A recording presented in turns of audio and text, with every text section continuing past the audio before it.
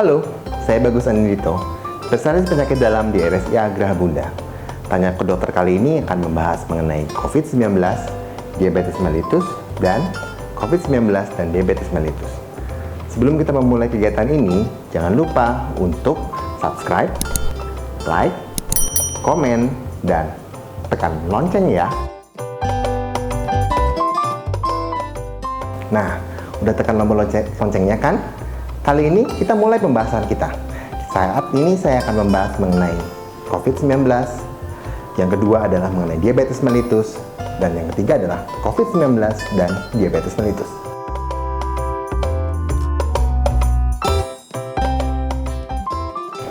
Pertama saya akan membahas mengenai COVID-19. Saya pikir saya nggak terlalu perlu menjelaskan panjang lebar tentang COVID-19. COVID-19 pada prinsipnya adalah penyakit yang disebabkan infeksi dari SARS-CoV-2.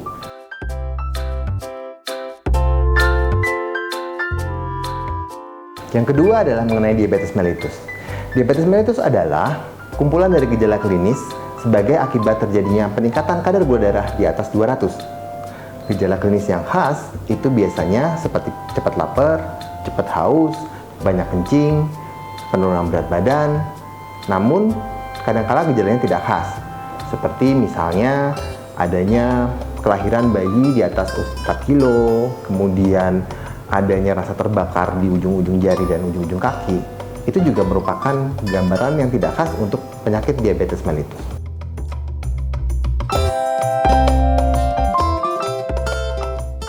Kapan seseorang dikatakan diabetes? Seseorang dikatakan diabetes kalau gula darahnya di atas 200 untuk gula darah sewaktu atau gula darah puasa di atas 126.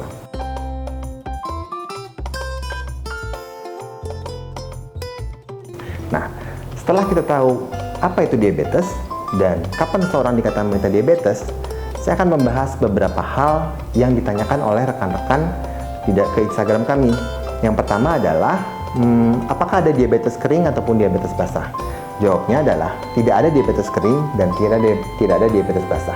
Yang ada adalah diabetes mellitus ketika gula darah sewaktu di atas 200 atau gula darah puasa di atas 126. Jadi tidak ada yang namanya diabetes kering dan diabetes basah.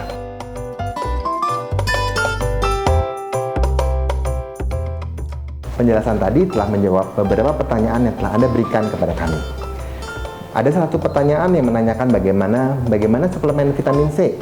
Bolehkah seorang penderita diabetes menerima atau memakan suplemen vitamin C? Jawabannya, boleh. Itu bisa membantu dan memberikan perlindungan kepada pasien-pasien dengan diabetes dari COVID-19 ini.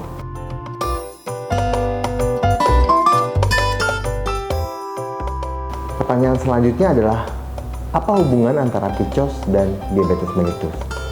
PCOS atau Polycystic Ovarian Syndrome memiliki mekanisme yang sama dengan diabetes mellitus. Artinya ada kondisi yang sama dengan diabetes mellitus, yaitu terjadinya resistensi insulin, di mana atau pada prinsipnya adalah insulin tidak mampu bekerja secara optimal. Nah, hal ini yang menyebabkan pada pasien PCOS sering diberikan obat-obat yang juga diberikan pada pasien diabetes. Biasanya adalah metformin. Kondisi yang lain pada pasien PCOS kadang berubah atau kemudian menjadi pasien diabetes mellitus. Dan pada pasien dengan diabetes mellitus harus dipikirkan apakah ada PCOS pada pasien tersebut. Sudah jelas hubungannya?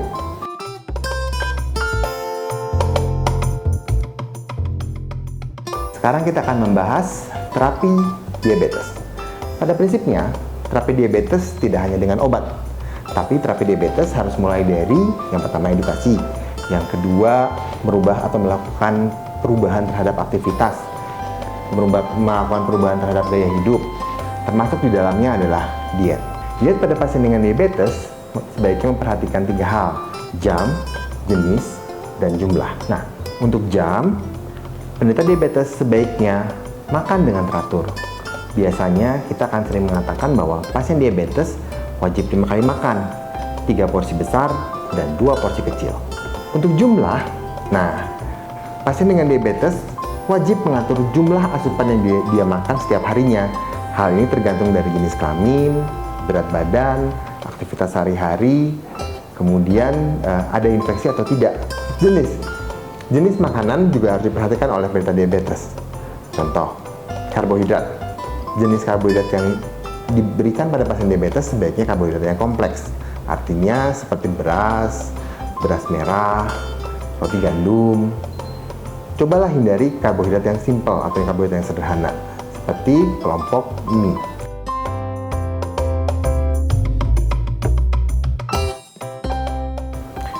Rasa manis. Ada pertanyaan yang menanyakan apakah penderita diabetes boleh minum yang manis-manis atau makan makanan manis. Jawabnya, boleh. Namun, yang perlu diperhatikan adalah diharuskan atau diwajibkan rasa manis tersebut bukan berasal dari karbohidrat yang sederhana seperti gula pasir dan lain sebagainya. Tapi rasa manis tersebut didapatkan dengan pemanis buatan.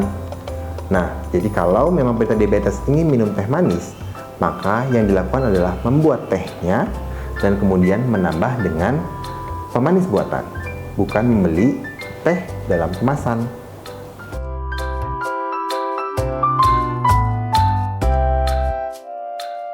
Yang ketiga, saya akan menjelaskan hubungan antara COVID-19 dan apa risikonya terhadap penderita diabetes mellitus.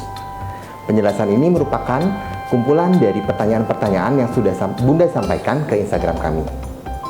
Yang pertama adalah, apa risiko buat penderita diabetes di saat pandemi ini?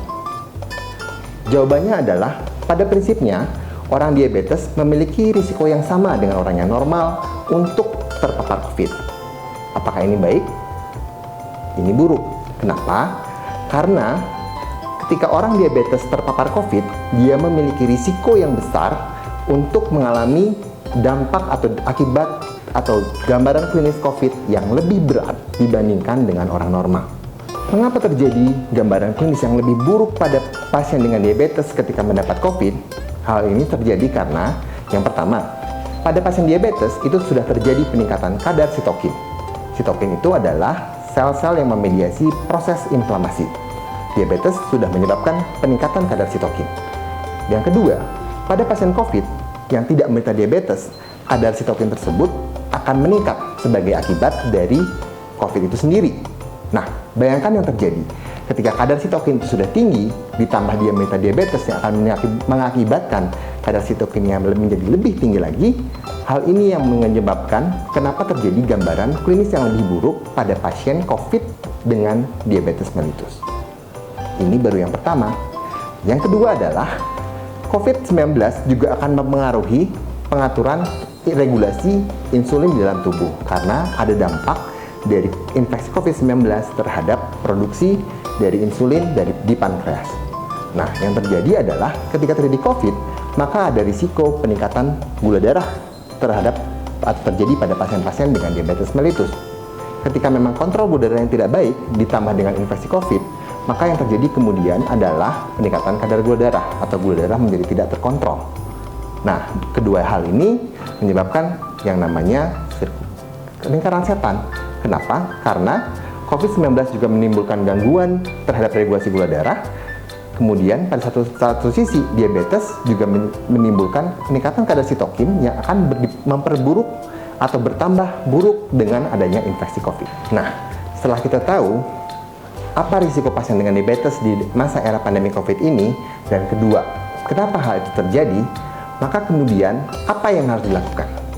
Yang harus dilakukan sebenarnya tidak berbeda dengan orang-orang lain. Yang harus dilakukan adalah tetap melakukan pencegahan yang standar, yaitu gunakan masker, jangan lupa cuci tangan, dan jaga jarak. Namun, untuk pasien-pasien dengan diabetes, kita harus menjaga kadar gulanya sesuai dengan target. Berapa itu? Gula darah puasa kalau bisa di antara 80-130, dan gula darah sewaktu harus berada di bawah 200. Namun yang perlu diingat, semua hal ini bersifat individual, akan disesuaikan dengan kondisi pasien itu sendiri. Jadi intinya adalah tetap 3M dan kontrol gula darah Anda. Bagaimana cara melakukannya? Ya, pastilah dengan tetap meminum obat atau menggunakan obat yang telah diberikan oleh dokter. Bagaimana kalau Anda masih merasa takut untuk datang ke rumah sakit atau fasilitas kesehatan? Jawabnya adalah, saat ini setiap rumah sakit atau fasilitas kesehatan, termasuk di RSI Agra Bunda, telah mengadaptasi kebiasaan baru, Jadi yakinlah ketika Anda datang berobat ke rumah sakit Ibu dan Anak Geraha Bunda, sebenarnya Anda masuk ke dalam lingkungan yang aman dari COVID-19. Sampailah kita di akhir video kali ini.